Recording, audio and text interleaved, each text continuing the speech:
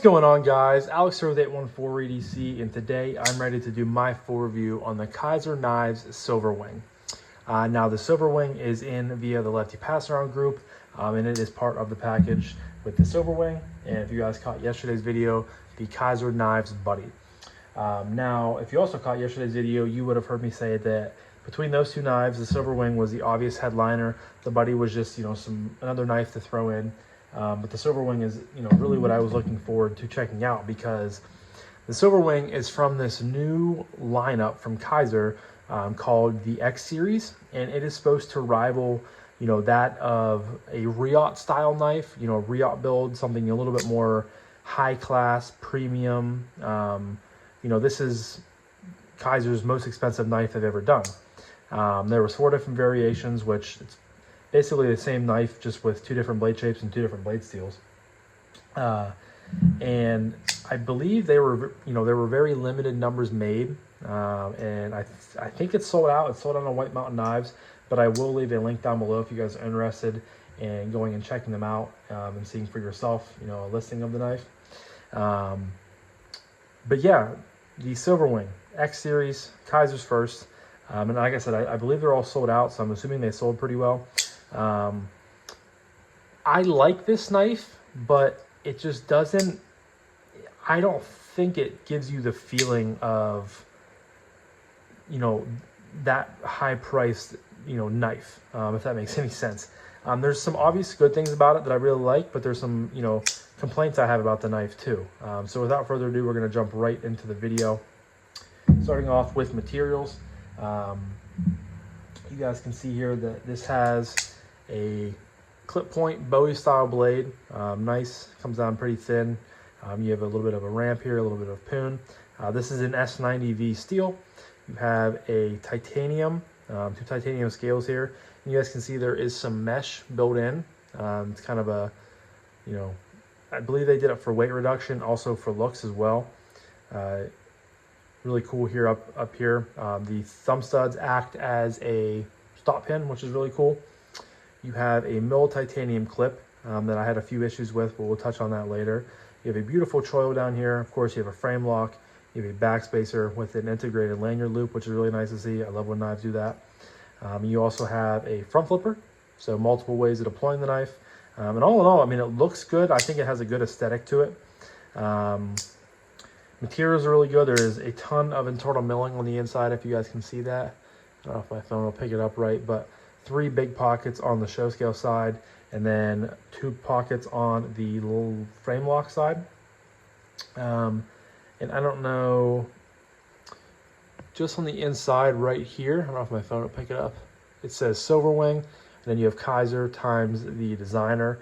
And then also I had to take the knife apart to tighten the pocket clip, so I saw on the inside that that's they have an S90V engraved in the scale, so that is where you're able to tell if you have S90V or M390. Really clean show scale side with no screws or no markings whatsoever, which is really nice. You have some interesting jimping and chamfering going alongside here. But as far as materials are going, very interesting build, premium steel and S90V, 2 ways of deploying the knife, milled titanium pocket clip. It's very, very premium, so that is an easy 5 out of 5. Like I said, there are 2 different variations of this. So you have this version, both with S90V and titanium, or excuse me, S90V and M390 versions. And then you have a compound bladed, I think it's a Tanto. Let me look here. Yeah, so it's a Tanto. It has a compound grind, also an S90V and I keep saying titanium, S90V and M390 as well. And like I said, I will leave a link down below if you guys are interested in going and checking out just the listings on White Mountain Knives. But quick drink here. We're gonna move on next to aesthetic. I'm just gonna drop this down now. I think this is an easy 5. I think this is a really good looking knife. It definitely gives you that premium feel, that higher end sort of production model that you typically see from a Riot.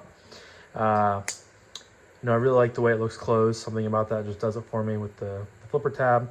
Up here you have, I believe this is an area to put tritium. You can put tritium here or in the thumb studs as well, which is kind of interesting. The blade, I'm not the biggest I'm not the biggest Bowie or clip point style fan, but for some reason this just really goes with the flow of the handle. You know, the clip looks pretty good from an aesthetic standpoint, and I like how they have a cutout in there. We'll get to, you know, functionality and things like that later, but you know, the mesh is something a little bit different that has also, you know, kind of grown on me, you know, especially with the inlay here. Thumb studs look good. So overall, I'm a big fan of how this knife looks, so therefore it's going to get a 5 out of 5.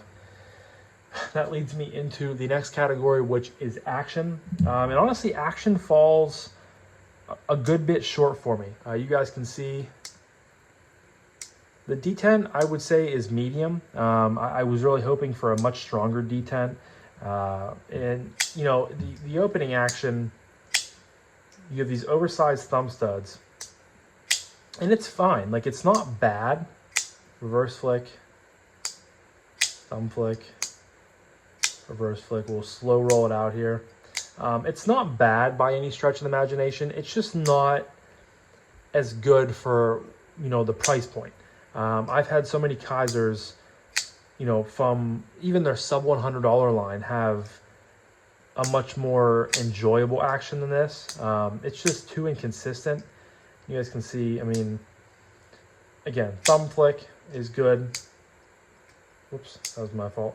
Reverse flick is good. You, of course, can slow roll it out. And we're doing all this with no blade play. It's locked up nice and tight. Then you close. The front flipper, I feel like, definitely is probably the most lacking when it comes to, you know, detent strength, because you really want like a crisp and clean just pop out of there. But with the lighter detent, it kind of just like, I don't know, it just kind of limps out almost.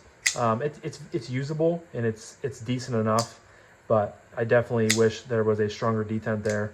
And then on the close, you have a frame lock, like I said, with a little bit of chamfering there for your thumb. Sometimes you'll get a nice drop to your thumb, or other times, it's just so inconsistent. You guys can see there, you know, it takes a while to drop down. And again, there's no blade play all the way over. And it's almost like it just gets like caught up on itself.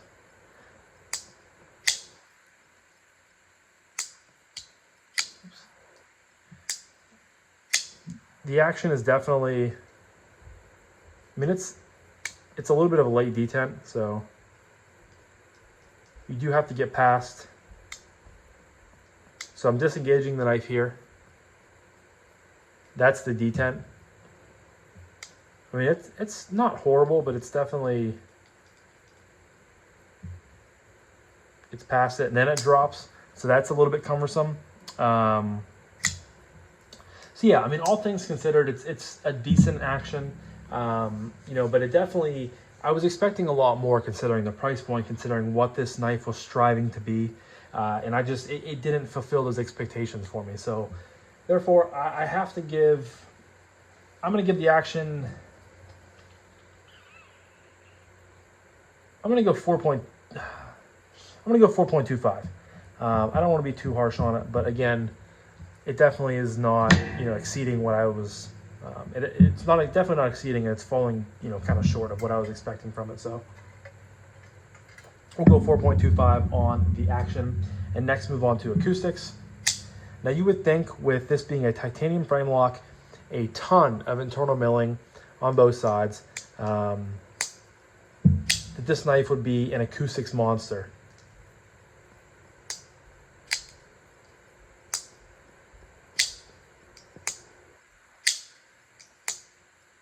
I mean, don't get me wrong, that thwack is good.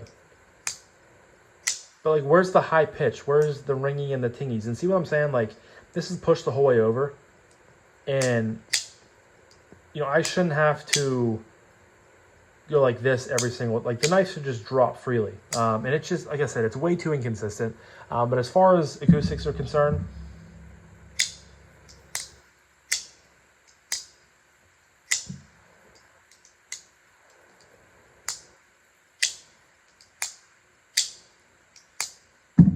not impressed whatsoever. I'm just gonna go 3.5 flat on this. I don't think it's worth, going up any more than what I typically do. It's missing, it had so much potential with all that milling. Now I'm sure, even the milling with these mesh, sort of inlays would allow sound to escape and stuff like that, which I could see hurting the acoustics or helping it. But in this case, I think it's hurting it. So we'll go 3.5 again. If you take anything, if you take my whole video into account, if there's one thing, to just kind of throw out the window, it's acoustics. It is such an opinion-based, sort of category when it comes to EDC knives. And I like to include it because I know there are some people out there that really care about stuff like that. I care maybe like this much, but I try to be, as non-biased as I can when it comes to it. So yeah, we'll go 3.5 and we'll leave it at that. Next up is ergos, and ergos is probably my favorite category of this knife. This thing is ridiculously comfortable. Of course, you have this very nice, very generous forward finger choil. The knife design is pretty, you have a finger groove here and then it tapers off towards the back. It's very neutral, very comfortable. Your thumb lands right here on this jimping, which is pretty fine cut. Or excuse me, this is pretty non-fine cut. I would prefer it to be a little bit more, aggressive, to really lock your thumb in there. You also have some jimping here on the back, the paw clip. He sits a little bit bridged off of the scales in the back here, but it's pretty flat and you can't really feel it at all in your choked back grip. But choked up is really, the comfortable spot. Your thumb lands right here in the poon, or if you're doing push cuts through things, your thumb can land way out here to, front of the blade to keep that blade angle down and to keep, this area just eating material. But the titanium is all nicely chamfered and contoured in the right spaces, and I love that. Yeah, this thing it really surprised me when I, excuse me, whenever I went in and choked up for the first time, and I was like, man, this thing is stupid comfortable, and it just really took me by surprise. So ergonomics is an easy 5 out of 5 on the Silverwing. All right, next up is carry. Now, carry on this knife is okay. Did it say, I never gave you guys specs on this knife, I don't think, did I? I apologize if I didn't. I don't think I did. Let me see here. And honestly, White Mountain Knives just has overall length and blade lengths. Overall length, I have a 7.76. You have a blade length of 3.31 and a blade thickness of 0.157. I don't know why they don't include weights or anything like that, but that's kind of stupid. Yeah, get my little hank here for you guys. Be able to see. So that is how far down in the pocket you're able to put the knife. And honestly, that's not too bad. The clip itself looks really good. I think it's a great looking clip. And just due to the design, that's why, you're having this pointed area up here. So not causing an issue whatsoever.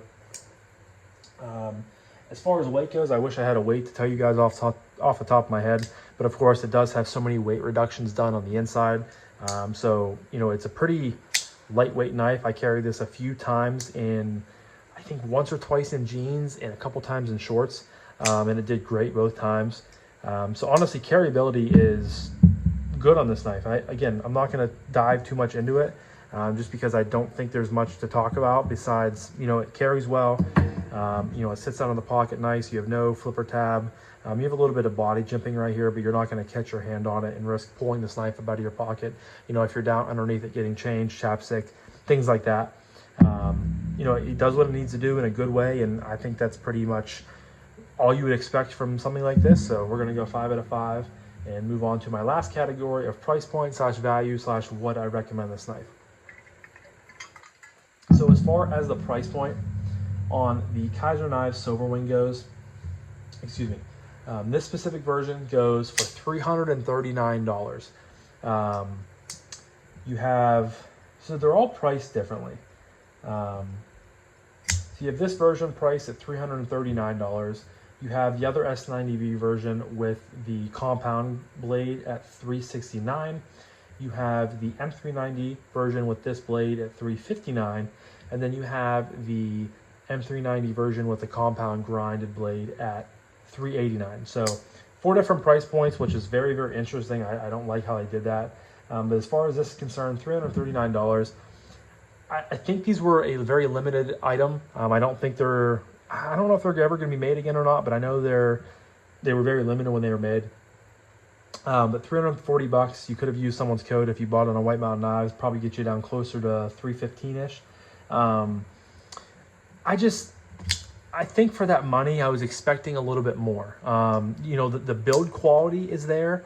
Now the clip, I forgot to mention earlier, the clip was really loose, so I did take the knife half apart and go in and screw the clip, you know, tighten it down from the inside. Very, very tight, but for some reason, the clip still moves a little bit, so that's a little bit of an annoyance. But overall, the build quality, besides, you know, the clip being a little bit loose, is great. You know, the titanium finish, I really like that dark sort of stonewash finish they have on it. You know, the knife looks great. The fit and finish, the build quality is there as it always is, excuse me, with Kizer. The blade is wicked. Premium materials. The action is okay. Very, very inconsistent when it comes to the closing action. And I really wish the detent was a little bit stronger. You know, and I don't think it's a great value. I think you can get, you know, a better rendition of something like this for that price point. So I can't really I can't give it a good value score. And can I recommend it? You guys can hear right now the blade is also, or the clip is also tapping a little bit. So that's, you know, they have a little bit of an issue with the clip. It works well when it wants to work, but there are a few small issues with it. So, you know, can I recommend it? Like, I hate to say no, because there are worse knives than this that I've handled. I don't want to come across as saying this is a bad knife, because it isn't. It's still a good knife. It's just not great in my opinion. It's just not, again, living up to those expectations that I had sort of, you know, predeterminedly set in my mind for it. If you feel comfortable, you know, if you love this design and you feel comfortable spending that much dough on a knife that, you know, might be kind of meh, then sure, you know, then by all means buy it. But I just, you know, can I recommend it? Yes and no. I'm going to leave it at that. Depends on the person, depends on the situation. So as far as score for the last category, price point, value, recommendation, I'm going to go 4. I think that's a fair score for it. You know, it's definitely not something that I'm going to go out of my way to recommend, you know, because it did disappoint me slightly, but at the end of the day, it's still an okay, you know, good enough knife. And let's see here what the score is.